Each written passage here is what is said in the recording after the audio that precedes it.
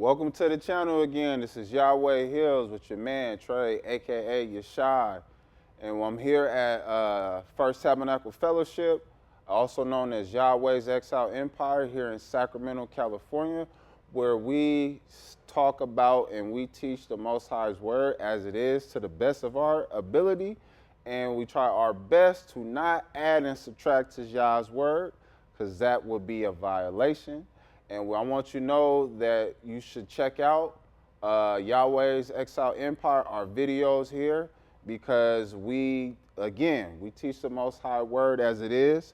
In Zephaniah chapter 3, verse 13, it says, "The remnant of Israel will not do wrong, nor will they speak lies." And I just want to tell you guys, if you guys are all new, so either viewing my channel or coming across Yahweh's Exiled Empire, that we are a group of people that we speak the Most High's word as it is. So family, please fellowship with us and let us learn the ways of the Most High and grow together, because that's what it's about, right? We're in exile trying to do our best and trying to be pleasing to the Most High. So for today, I have a great chapter that I want to go through with you guys, and we're going to be going through Jeremiah chapter 11, which has some beautiful messages in here. So pull out your books and your scriptures, and let's go through Jeremiah 11, and let's see what message the Most High has for us today. All right. It starts off, it says, "Here is the word that came to Jeremiah," which is Jeremiah, from Yahweh. "Listen to the words of this covenant. Then speak to the people of Yehuda and the inhabitants of Jerusalem. Tell them that Yahweh Elohim of Israel says," now this is key, "a curse on anyone who does not pay attention to the words of this covenant." Funny, I'm not going to see Yah say a curse on anyone who doesn't pay attention to a covenant that I will make in the future that will be different than my everlasting covenant. I never heard Yah say that. He says this covenant, talking about his Torah. And he clarifies it, verse 4, "which I enjoined on your ancestors at the time that I brought them out of the land of Egypt, out of that iron smelter. Listen to my voice." This is Yah speaking, which Yah is not a man. He's saying, listen to my voice and carry out all, not some, all my orders. Then, listen to this, then you will be my people. So when I'm reading this right here and it says, "then you will be my people," it almost translates to me when he says, when you carry out all my orders, then you will truly be my people. And the reason why I say that, because if you study Israel, and we're going to see it in this chapter, you're going to see basically like two sides of Israel, right?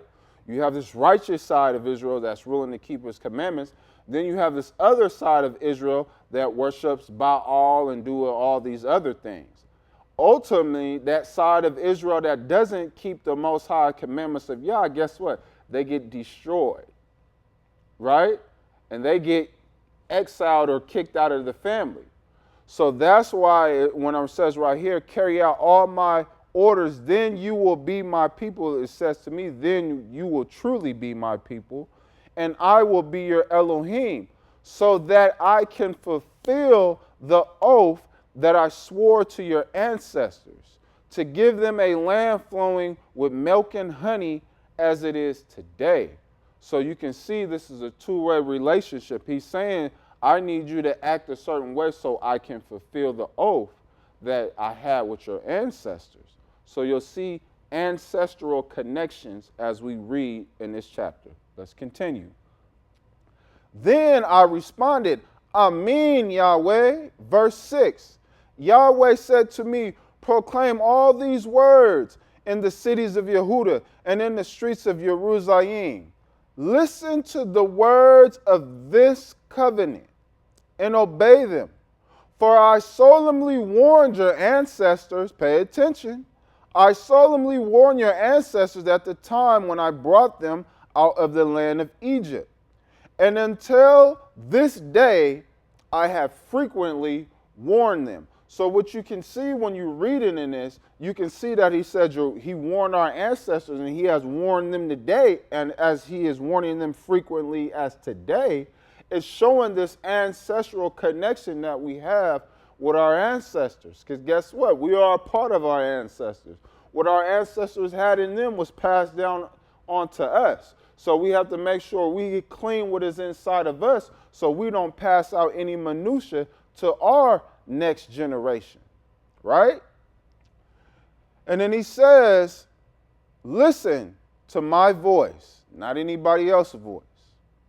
But they have not listened or paid attention. Instead, each one has lived according to the stubbornness of his own evil heart. For this reason, I have brought upon all the words of this covenant. If you ain't read Deuteronomy 28 and read them curses, y'all, you don't want that side of the covenant to play out on you. Which I order them to obey, but which they did not obey. Then Yahweh said to me, the men of Yehudah and the people living in Jerusalem have formed a conspiracy. They have returned to the sin of their ancestors. So again, remember, there's two sides of Israel. We're talking about, in this spot, we're talking specifically about the ancestors that did not obey Yah. They have returned to the sins of their basically rebellious ancestors who refused to hear my words. And they have gone after little elves to serve them.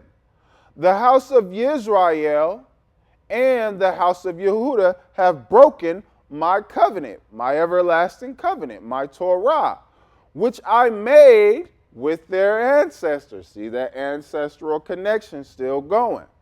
Therefore, Yahweh says, I am going to bring on them a disaster which they will not be able to escape. And even if they cry to me, I will not listen to them. Then the cities of Yehudah, listen to how the attitude of the people is going to be. Then the cities of Yehudah and the people living in Jerusalem will go and cry. We're going to see who they're going to cry to. Cry to the elves to whom they are making offerings. This is not Yah. But they will not save them at all in their times of trouble. For you have as many gods, Yehudah, as you have towns. Now, I want y'all to let that soak in. These are supposed to be the children and the people of the Most High who are supposed to be a light to the nations. And you mean to tell me that the people who are supposed to be the head and the big brothers and the light to the nations got so many different gods as they have cities in Yehudah? This is showing you how rebellious our ancestors have been on listening to the Most High's ways, which applied these curses from the covenant that we just read that we are still dealing with today. So in order to reverse this, of course, we should know we need to return to the Most High and keep his ways as best as we can, right? Because we're in exile. You know what I mean? We don't have everything perfect. But guess what? When you study the Most High's word and see what the Most High likes and his dislikes, there are a lot of improvements that you can make in your life that will be pleasing to the Most High and give you safety and clarity and have you in a safe spot with the Most High, as opposed to what we're just reading right here, which he said, but they will not save them at all in their times of trouble. 13, for you have as many gods, Yehudah, as you have towns. That is just terrible. And you have erected as many altars for sacrificing to that shameful thing, Baal. So when they're trying to tell you Yahweh is Baal, I don't know what they're talking about. They're not reading scripture. As there are streets in Jerusalem. This is crazy. So You, Yeremiah, don't pray for this people. Don't cry or pray on their behalf because I won't listen to them when they cry to me because of their troubles. What right does my beloved have to be in my house when she has behaved so shamelessly with so many others? Offerings of consecrated meat can no longer help. Why? Because again, when you are going to Teshuvah and you're giving these offerings to recover your sins, it starts with your inner person first. You can't just bring a healthy bull or a healthy ox or a healthy lamb or a healthy pigeon or whatever it is and say, okay, kill this animal. Yahweh is going to forgive me for my sins. No, it starts in your soul, in your spirit, in your being first. And we're going to see this be clarified. Offerings of consecrated meat can no longer help. Why? Because it is when you are doing evil that you are happy. See? You could bring me this animal, but if your heart ain't right, Yahweh is not rocking with it, and you are not going to play the Most High. 16. Yah once called you an olive tree, beautiful, full of leaves and great fruit. Now, with the roar of a violent storm, he has set it on fire, and its branches will be consumed. For Yahweh Shabbat, who planted you, has decreed evil for you. Yah controls good and evil, so you don't want him to send them curses on you. Now listen to this. It is because of the evil which the house of Israel and the house of Yehudah, let me say it again, it is because of the evil which the house of Israel and the house of Yehudah did to themselves. Not the white man, because we like blaming stuff on everybody else. It started with us, and it's telling us right here, Yehudah did to themselves, provoking me with their offerings and incense to Baal. Again, Yahweh isn't Baal.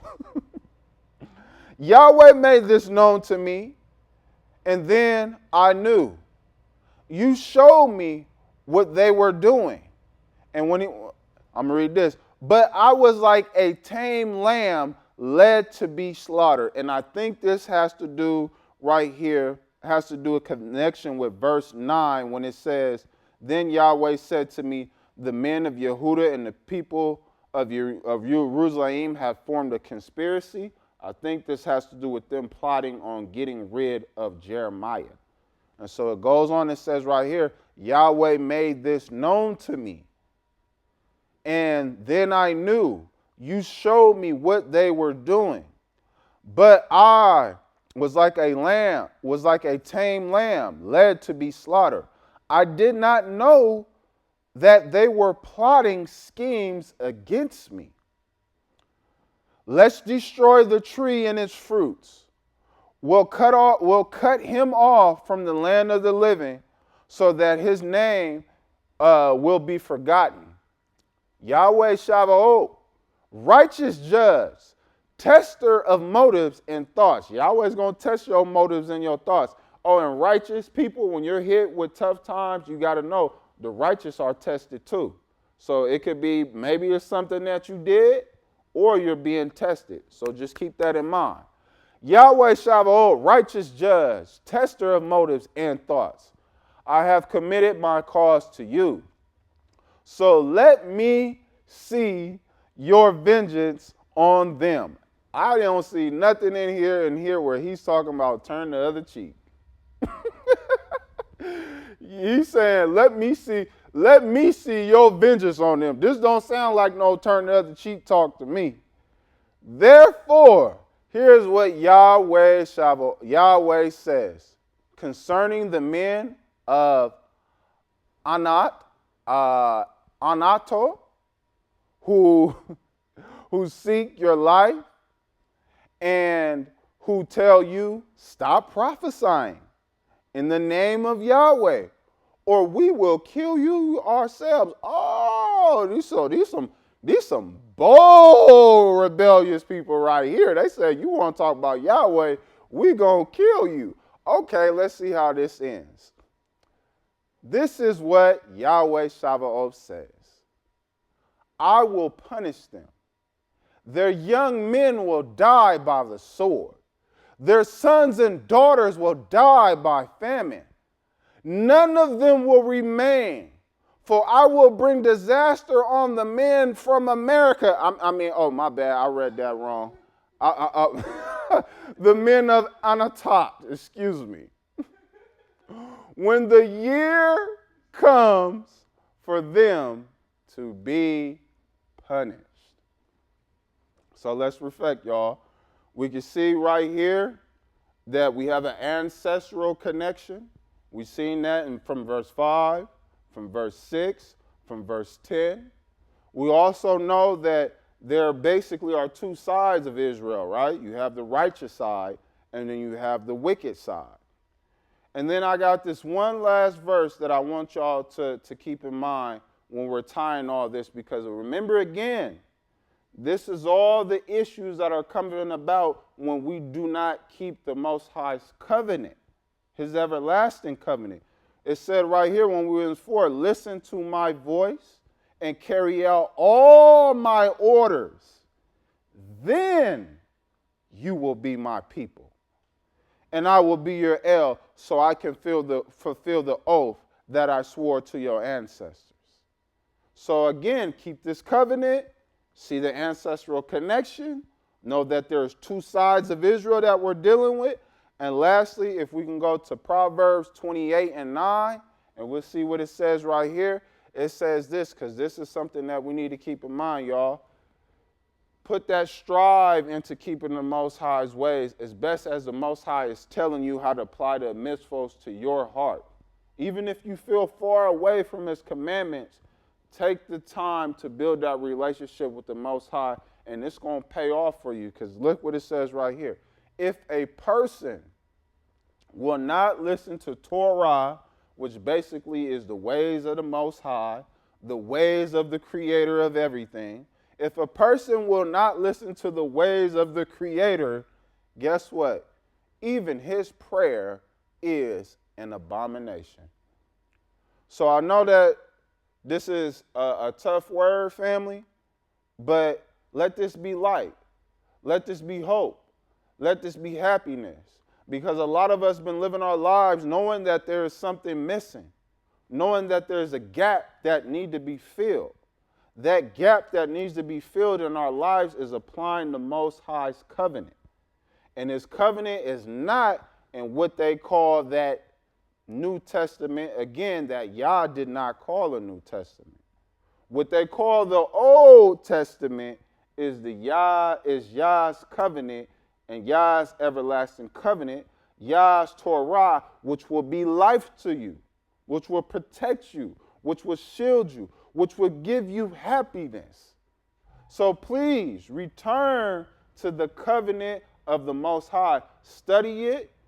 Seek the Most High in all aspects of your life. And look, you have a family here that we are willing to help you as best as we can. And if we don't fully know something, we're going to tell you. We don't fully know. You deal with that how the Most High gives it to you.